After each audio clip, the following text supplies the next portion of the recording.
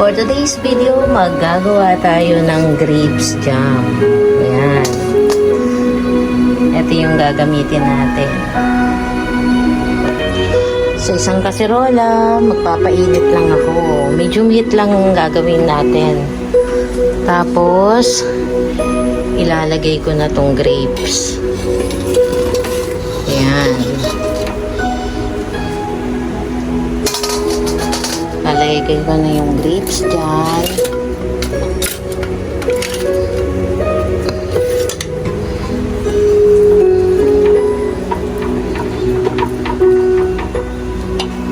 Tingin lang siya. Kasi itong grapes jam, napakasarap niya. Perfect siya sa palaman sa tinapay. Tapos mimixan mo siya ng butter. Or pwede mo rin siyang gawing drink. Ano, may lalagay mo lang siya sa baso. I-spread mo lang siya sa loob nun. After mong i-spread, lagyan mo na siya ng ice. Tapos lagyan mo siya ng fresh milk. Napaka-perfect niya. Alam mo yung masarap na, napaka-healthy pa. Napakaganda ng benefits niya. So yun na nga, lalagyan mo siya ng 2 cups of sugar tsaka 1 cup of water. Saglit, papakita ko lang sa inyo.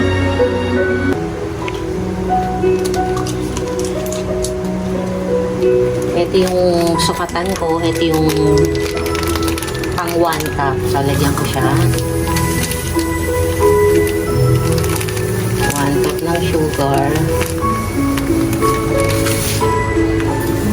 Lagyan ko lang siya ng ganyan. So, isa pa. So, yung 1/4 pala nito, nasa almost 1 cup na. Sandali, dagdagan pa siya. Ayan.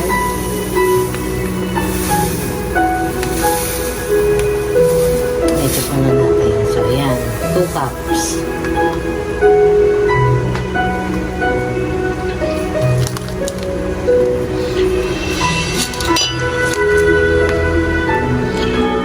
Maya-maya, lalagyan ko na rin siya ng 1 cup ng water kapag nag-ano na siya. Medyo standby. Bali, lagay ko na yung 1 cup ng water niya.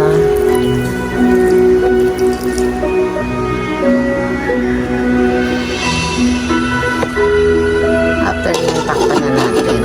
Hintayin lang natin. Alalay lang yung apoy niyan, guys, ha. Ayan, ganyan lang siya. 3 ingredients lang yan. Yung grapes, yung white sugar, saka yung water. Tapos yung jam na yan, pag naluto, tatagal siya ng almost 3 months. Basta ilagay mo lang siya sa ref. Ayan, habang hinihintay ko siya na kumulo, syempre, magtatrabaho muna ako dito sa bahay. Maglalagay muna ako ng tubig sa aming ref. Kuha muna ako ng tubig sa labas.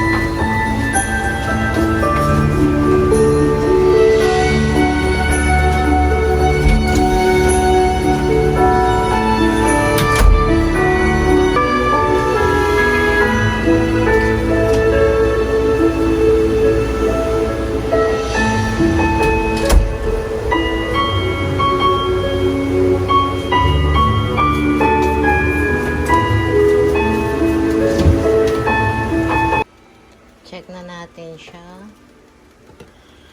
Ayun.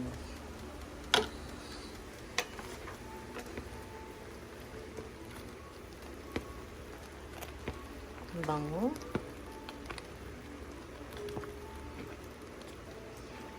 Maya-maya, yan tubig na yan, lalapot siya. At diba yung grapes niya, oh. Tapos magiging dark siya. Ganyan lang yan, pakukuluan lang natin ng pakukuluan ng mabuti. Basta yung apoy niya alalay lang. Hanggang sa mawala yung tubig niya. Takpan na ulit natin. Balikan ulit natin mamaya.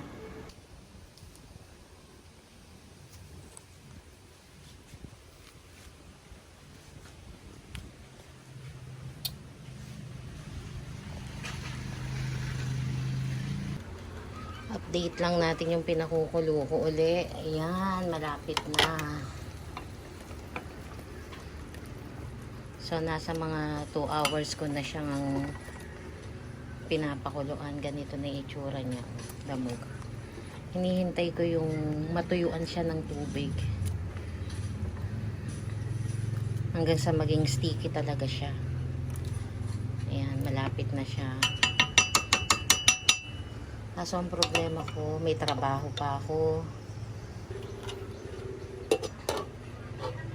So, kukontinue ko na lang yung pagluluto sa kanya.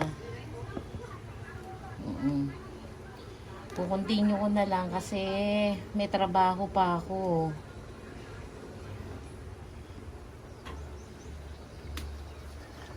Kailangan ko ng lumayas. Tingnan natin ito.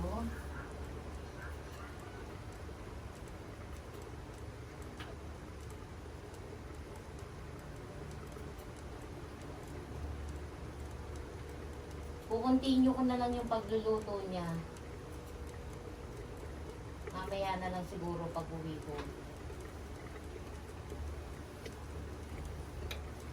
Pag-uwi ko na lang.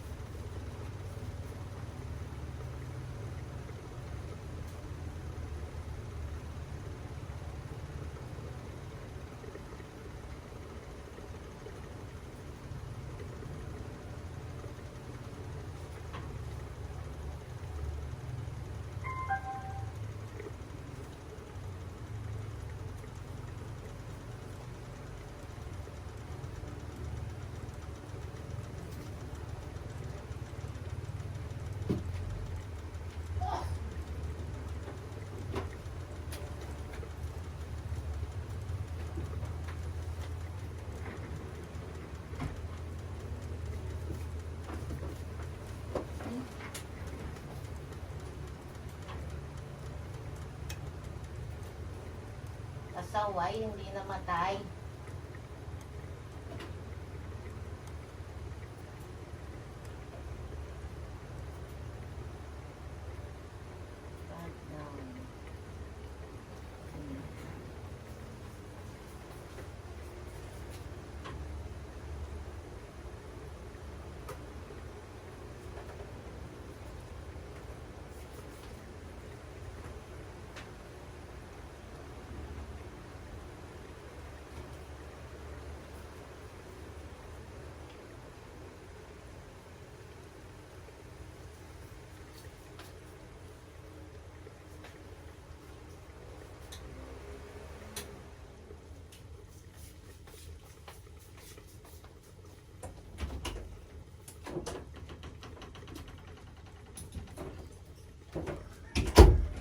Continue ko na lang yung pagluluto niya. Bye.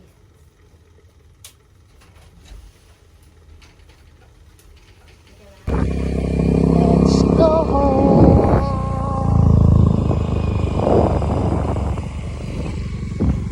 Kakarating ko lang. Update natin yung niluluto ko. Ayan, sinalang ko na kaagad. Pagkabihis ko. Pinukas ko na kaagad yung kalan, tapos sinalang ko na. Continue uli natin yung aking pagpapakulo. Diba? Ang ganda niya. Mamaya lalo. Pagka malapot na siya.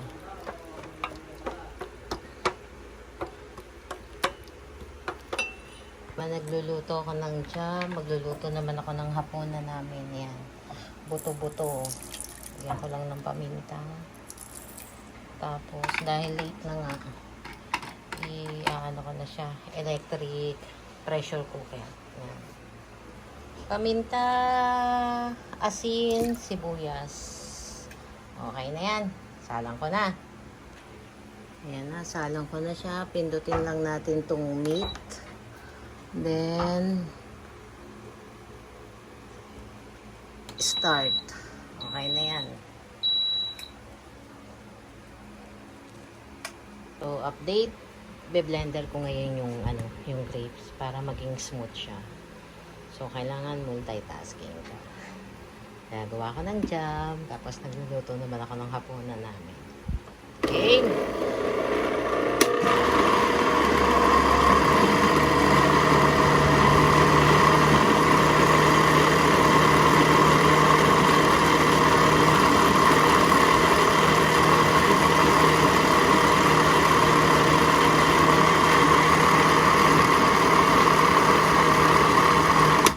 Okay na siya.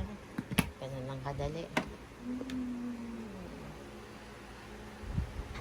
So, ibabalik ko ulit siya dito.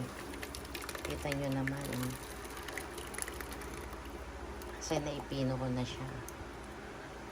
O, diba? Bango. Grapes na grape. So, pag bibilin mo sa mga supermarket yan, napakamahal ng grape jam. Okay na siya. Hintayin na lang natin hanggang sa yung maging malapot talaga siya yung texture niya. Diba? Parang tomato lang siya pero grape yan. Grapes. Yan o. Focus natin. Yan. Wow. Sarap.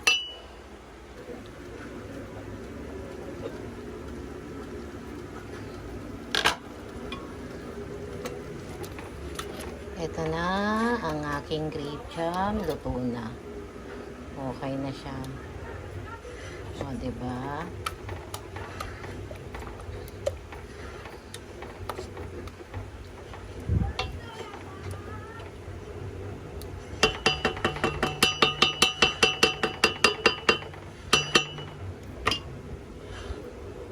Patayin na natin yung apoy. Palamigin lang natin ng konti. Yan.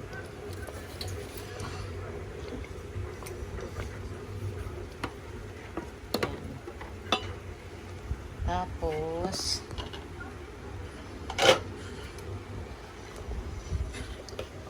ilalagay na kita dito. Wala na akong bote. Gamit na lahat ng bote ko. Ubus na yung aking bote. Lahat gamit na gamit sa akin. Ayan, oh. Pati sa loob ng cabinet. Wala na akong extra bottle. Pero okay lang naman po. Since microwavable naman yan. Okay lang siya. Palamigin lang natin. Ayan.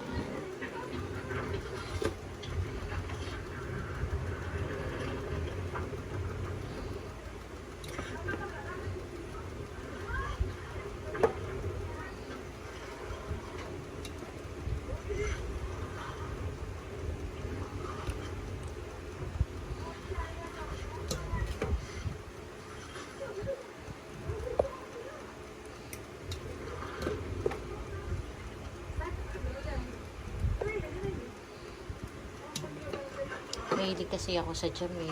Bumibili ako sa mga supermarket talaga. Ang liit-liit lang ng bote. Siguro magkano babili ko doon? 180 pesos.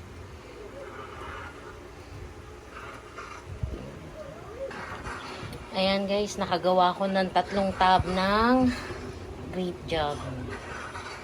Matagal-tagal na yan. Sarap niyan. Ako. Mahal-mahal niyan pagka bibilin mo talaga. Sobra. Thank you for watching.